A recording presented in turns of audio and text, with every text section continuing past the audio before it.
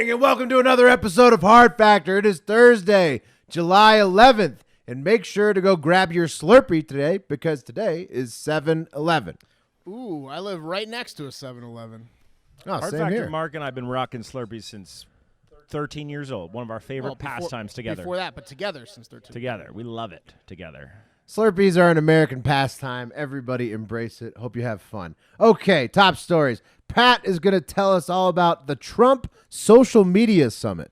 Look, guys, they got the who's who. Well, they got people coming to the White House today for the Social Media Summit. Okay. Excellent. I'm going to tell you all about it. Some of the best and brightest from some people from across the internet. Okay. Excellent. Mark is going to tell us about the Jeffrey Epstein fallout. This time it's the Secretary of Labor, Alex Acosta, in trouble. Yeah, I can't get away from this Epstein story, and I don't know if I want to at this point. No, you're hooked. I'm you're in. glued. You're in. Really? You're into it. All right. And then I'll take us through a news buffet of other headlines. Take it away, Pat. All right, guys. Huge day at the White House today. Huge. Why? Social Media Summit. That's right. Donald has summoned media personalities from across the internet to the White House today for this summit. I guess we just missed the invite. No, we didn't get it. I don't know what happened. Next year. Well, it was lost in the mail. It was Probably lost in the mail.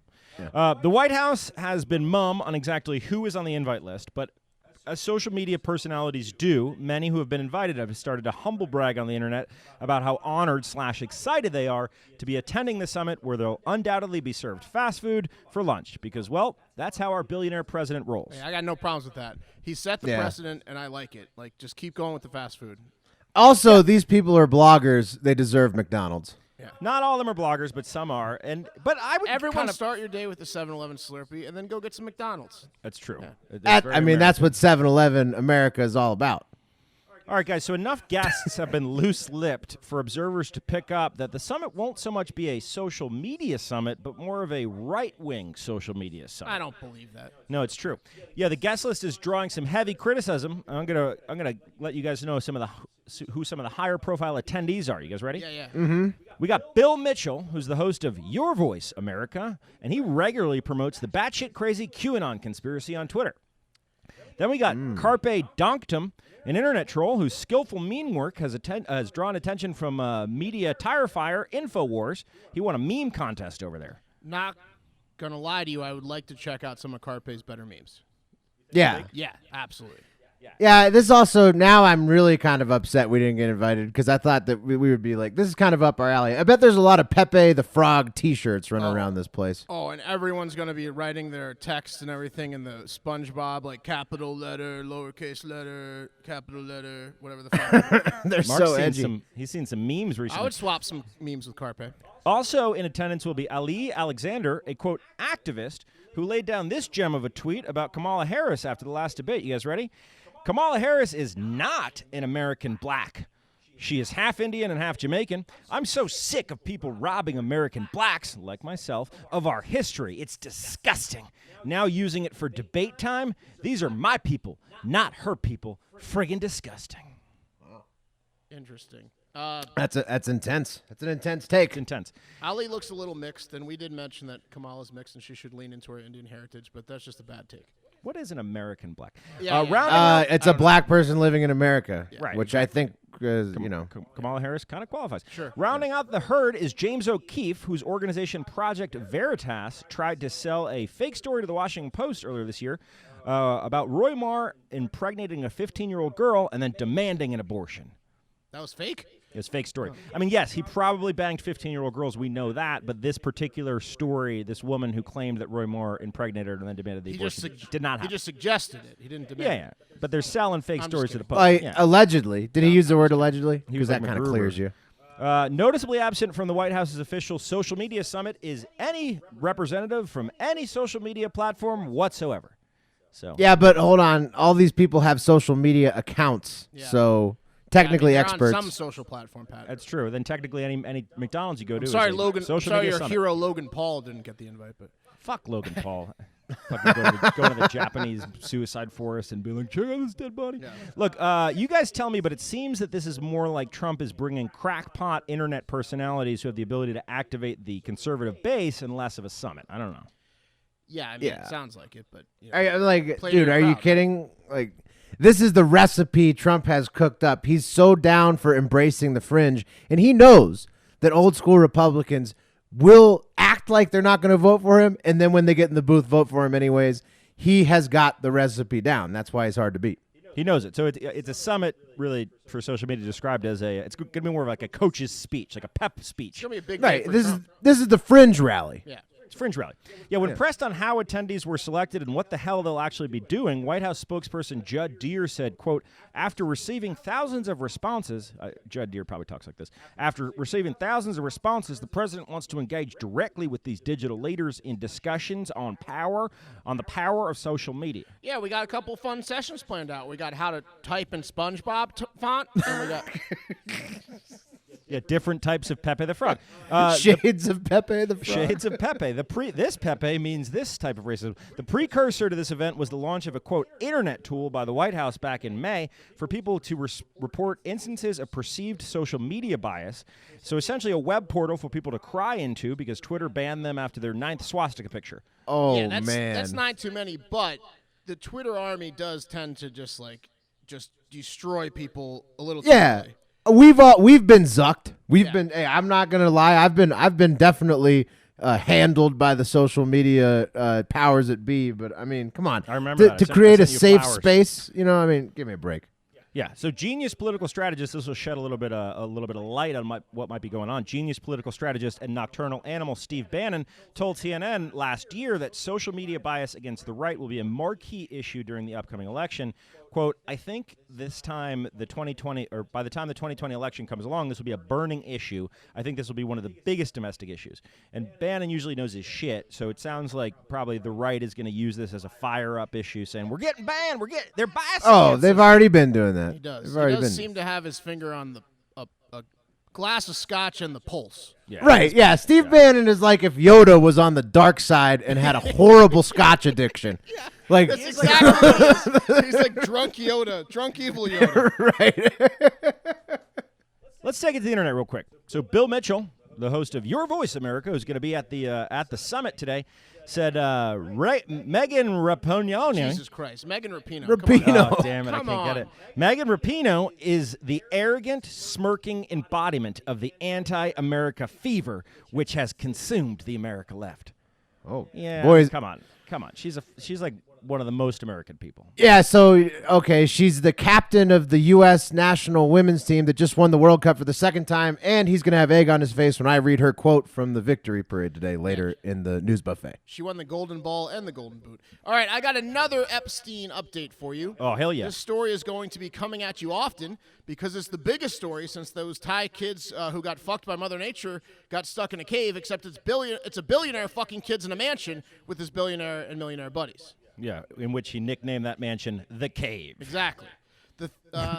Exactly. The thing about having powerful people partake in your sex... Just hanging upside down like a bat when they walk in. Welcome to the cave. The thing about having powerful people partake in your sex pyramid scheme of underage trafficked girls... Multi-level marketing, Mark. Look, I didn't like it in the walkthrough. I don't like it now. It's a sex pyramid scheme. Is that if you're... I do like pyramid scheme over multi-level enough with marketing. the This has multi-level bad marketing. connotations. It is. Well, but it is Stop what it is. interrupting me. Is that if you're ever in trouble or need a favor, you can call it in or blackmail them. And that seems to be what happened in 2008 when Epstein was facing 50 years on 30 counts of statutory rape and pimping, and then the Miami prosecutor turned that into a plea deal of 18 months and a state charge instead of a federal charge. 50 years down to 18 months. Pretty Bit of good. a plea. Yeah, it seems like they got to have a more legal term for the crime of pimping than pimping, right? No? It wasn't the technical term. Yeah. Oh, maybe, yeah. Okay. That prosecutor, if you haven't tuned into the show this week or read a single news article, is current cabinet member, Secretary of Labor Alex Acosta.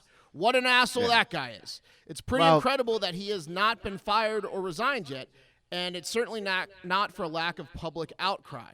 So on Wednesday, what does Alex Acosta do? Hey, guys, he finally took to the air to wait for it. He resigned. No. He defended himself like the blackface-loving governor of Virginia, Ralph Northam, and dug in. Said, I'm not going anywhere. He said, yeah, go ahead, Will.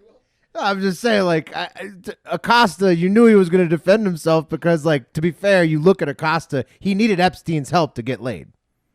So like this was important. So you're accusing him of maybe dipping it in some girls too. This was important to Acosta. Oh, Okay. is this you talking about shooting rope, right? My opinion is that he was told by powerful people that he had to do what he had to do. But he went on and said facts are important and facts are being overlooked. Like the facts that hundreds of lives are permanently ruined by a monster, and the fact that someone more powerful than you told you to give that monster a sweetheart deal. You Ross Perot merged with Ted Cruz looking motherfucker. Rest in peace, Ross Perot. Right. Because like Sure. Will said, I mean, look at this guy. He is disgusting. He kind of All like I'm some saying, Toxic yeah. Avenger thrown in there too. Yeah, exactly. All I'm saying is just like toss in a little side package. Hey, Alex, you'll get laid for the first time in 10 years. Add that into that package, and then there you go. Just take a look at a picture of Alex Acosta. He looks like there was no age where he was cute. Yeah, he You know looks what I mean? Like that's how ugly this guy is. Like he never had a good year. There's not a good yearbook pick. He looks like He didn't like get into a zone in college. Yeah, he's he like a was man. always very ugly. who was like mixed with a dog Yeah. no one wants to adopt. Right. And Epstein, had the goods. Acosta gave no indication on Wednesday of an intention to resign as labor secretary, and he described his relationship with the president as outstanding. Like he's like defending himself, like I'm not going to leave, and I got a great relationship with my boss. On Tuesday, Trump defended Acosta the day before and said the plea deal happened many years ago. What I do know is that he's been a really, really great Secretary of Labor, that ugly fuck. Out of that last part. The rest of it we will have to look at. You might want to have someone look at the rest of it, Donald. Which brings me to the second new development in the Epstein saga. A report came out yesterday that was covered by some very major publications that Donald Trump had a party at Mar-a-Lago where the attendees were 28 women, him, and one other man. Now, on paper, that sounds like a party single me would skip Thanksgiving dinner with my family to go to. It just sounds incredible, right? Like that's like Playboy Mansion at its best party. That's like the best party of the year. Oh yeah, the grotto. The only way any of us are getting any party like that is if we're pretending to be gay. I've already accepted it. I'm not going to even get that into now. that kind of party. Yeah, not ever. It's not going to happen. You could be a waiter. You could be a waiter there. There's not even. Yeah, there's yeah, no you could be on the there's service no, staff. Like, alternate universe where we get into that party. We don't know anyone that can get into that party. But the problem is the other man that attended was Jeffrey Epstein. So it was Trump, Epstein, and 28 women. Really changes things. Yeah. Too hot, guys. Went from awesome to the source that leaked this story is George Horanay. I think I said it right. I don't know. Nailed it, Who bro. said in 1992, when the party took place, he was tasked by Donald Trump to organize the Calendar Girl Party, as they called it. He also claimed when Trump said the only attendee besides the girls, besides him and the girls, would be Epstein, that Horanay was like, "Whoa, Donald, this is not a good idea." Sure? It's like, don't do this. And then he went on to say, Donald, I've had to ban Epstein from most of your parties due to his sexual behavior. Guess what? The event went on, and Epstein attended. Years later, Trump and Epstein had a falling out, and Trump has many times publicly stated that Epstein is a bad hombre and that he has become persona non grata at his properties. So he's definitely done a 180. But it doesn't matter. It doesn't matter about the switch now. This guy's like the Harvey Weinstein of the political world, and it looks like that Acosta is going to be the Louis C.K. What are the odds that You know what I mean? calendar came out? No. Yeah, it was a fake calendar. Something came out. Yeah, something came out. It's important to note that Horanay, I think I'm mispronouncing his Try name. it again. Horanay, That's it. accused Trump of sexually harassing his former girlfriend and business partner, Jill Harth. So he's probably very, very biased to Trump. Also, he had a falling out with him. But What kind of idiot has their business partner as their girlfriend? That's just a recipe for disaster. It is. Don't work with your spouse. That's good advice, Pat. I don't. Yeah, I mean, I don't. My parents were able to do it, but I don't think everybody can. Now I feel awkward Yeah, because except I for- just remembered except- that your parents nailed it. Except for your parents. Everyone else, except for your parents. Will. The flip side to him being biased because Jill Harth and him accused Trump of sexually harassing Jill Harth is that Jill Harth accused Donald Trump of sexually harassing her. So that's the flip side of that. This story is going to probably be like my Heath Ledger Joker role moment. I'm getting way too into it. I'm getting like method acting into it. Some problems with it are I was raised right. I'm happily married. And I've watched every single episode of Law & Order SVU probably 5 times. So it's a recipe of nightmare for me just covering this Epstein story. But I'll continue to do it. And let's take it to the internet. Where Thank you for your service, Mark. Yeah, no problem. I'm just going to, either have a really bad time or start fucking 14-year-olds. We'll see. One of the two. What? Hoping for the first? I don't know. Neither are great. Margie Connell Marinari says the internet, and she says this perfectly. Let me get serious for a moment. This is basically the only thing you need to know about this story. Margie Connell Marinari says all involved, Democrat or Republican, need to go, and that's a fact. There you go. Yeah, it's truth. Get out of here. Go Margie, where, though? Margie said it all. Go to hell. Go to jail. Yeah. Get out. Just get out. Just get out of here. Bring your Yanni- broom, because it's a mess. Yanni, All right. get out. All right, let's take it over to the news buffet, brought to you by any sponsor who would buy that name. And shout out to Dan Austin on Twitter, who suggested the name. If we sell this puppy, we will wet the beak, Dan. Yeah, free T-shirt, Dan. I think we're going straight to Golden Corral for our first sponsor on this one. I was GoPro, thinking baby. Sizzler, but yeah. Sizzler's still a thing? Applebee's, Is it- baby. I don't No, think I don't know. Sizzler's still around. I know GoCo's still kicking. I don't know. There's lots of food companies are going to want to be a part of the news buffet. Trust me. And we're fat. It's like It's true. synergy. It's Bizzard. such synergy. All right. First up, fucking finally, immigration arrests are on the decline in June. Border Patrol arrested roughly 95,000 migrants in June coming over the Mexican border, according to figures released Wednesday by the Customs and Border Protection. That's down from nearly 133,000 in May, which was the highest total since 2006. So it's a good news, right? A big drop. It's probably some help from the Mexican army or the Mexican government who's aiding with stopping some folks on their side. But it's also 9 out of 10 times in the last 10 years that there's been a drop from May to June because guess what? Kind of hard to hike a desert in the summer. Yeah, You know. that makes sense. It's probably 9 out of 10 times is the heat. Yeah. I think we should check that fact. I don't know. No, I read it. CNN got it wrong. If whatever. So, I can't that's- stand an hour in this garage in the summer. So I literally have a sweat rag right now as we're taping this goddamn podcast. Right, yeah, so you wouldn't want to be hiking a desert either. Anyways, the detention centers are still a mess, and it's going to take the legal system 1 billion years to clear the backlog of asylum and immigration cases, so that hasn't changed. Don't worry. That's still exactly the same. it's like our second national debt. We just have a bunch of immigrants at the border. Can't. It's our North Yeah. Star. It's always in the same place. We're just always going to be indebted to our judicial system because we'll never be able to pay them back for all the cases we have to handle. That's right. All right, next up, hurricane season is back. And Louisiana is in the crosshairs again. Poor Louisiana. The first storm surge of the summer already trounced New Orleans with 8 inches of water in 2 hours on Wednesday morning. And with how hot it is, they're supposed to get a shitload more rain along with everyone else up and down the Mississippi River as the storm moves slowly north. So between earthquakes, hurricanes, and tornadoes, our plan to move to Detroit to preempt climate change is looking better and better. I told you not to bring that up. Yeah, Will. yeah. Stop spilling our secrets. Detroit's Oh, the wait, we worst got to keep place that. to go. Sorry, forget we said that. Don't Yeah, there's terrible strip clubs like the Pleasure Chest in Detroit. pleasure chest. You don't want to go. But yeah, no, it's bad. The hurricane season is probably going to be long and hard this year. When we were in college Yeah, at LSU, they literally in the freshman geology class, they were like, "We give New Orleans 5 years till it's gone," and that was about 15 Well, they years. talked about this, the rising sea level a whole lot because you're at 0 to negative in a lot of places in the state. They've but, said the same things about Key West, but we're definitely going to have some more sad hurricane stories the next couple months. Hope not. Yeah. Hot and rainy, so it's going to be a long summer. All right, finally, Megan Rapinoe, captain of the utterly dominant U.S. women's national soccer team, got her chance to speak finally at the Victory Ticker Tape Parade in New York on Wednesday. And this is what she said, quote, "This is my charge to everyone. We have to be better. We have to love more, hate less. We've got to listen more and talk less.